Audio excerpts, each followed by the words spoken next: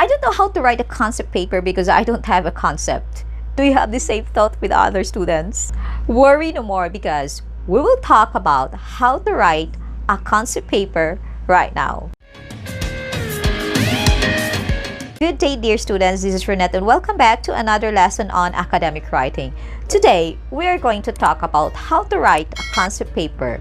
But first, let's start to define what a concept paper is. According to the dictionary, it is an idea, a notion, a conception.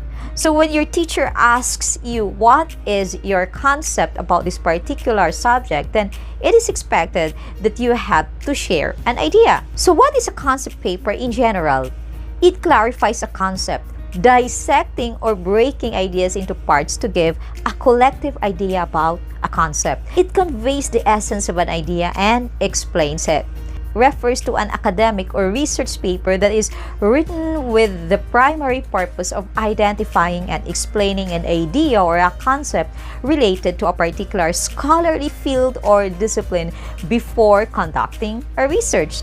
It is an unbiased research written in the form of a theory or hypothesis using relevant and impartial methods of research. It unravels and explains the positive and negative aspects of a research study utilizing various opposing theories to reveal gaps and criticisms. In technical terms, a concept paper provides an overview of the project.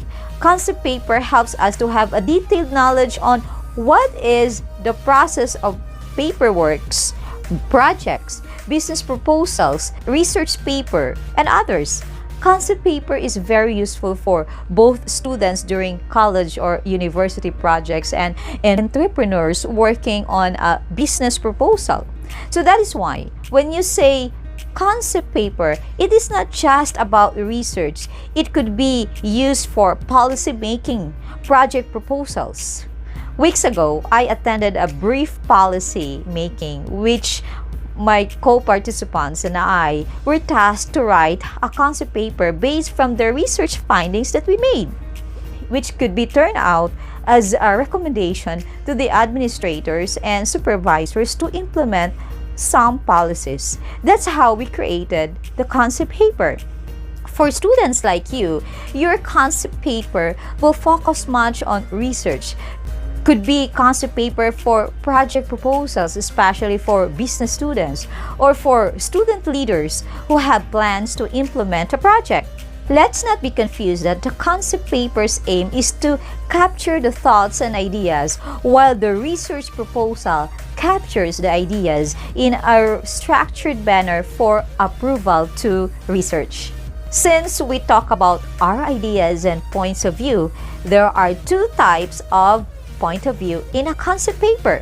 The first is subjective, or we call it personal. It is light, informal, familiar, or literary. This point of view is usually found in newspaper articles where the information presented is informal for the reason that the audience can understand the language easily and enjoy having a brief overview or general idea about a particular subject without the need to emphasize deep learning.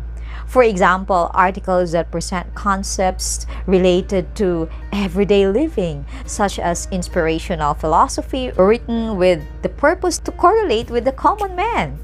The second is objective, and this is impersonal. This is serious, formal, or literary. Objective point of view refers to the information that is mostly part of academic journals, academic books, and scholarly magazines that are written and presented in a highly analytical tone. For example, journal essays, article based on philosophy, or any subject related to academic discipline that is written with the purpose of study and reflects subject matter expertise, contributing to scientific discussions and theories. It involves enumerating of parts, structure, levels, stages, and others. And when we talk about a concept paper which your teacher told you to write, it mainly focuses on the objective point of view, specifically on academic or research paper. Here are some common parts of a concept paper, and one of the best samples is from Dr. Lango of ResearchGate. I got this from this website.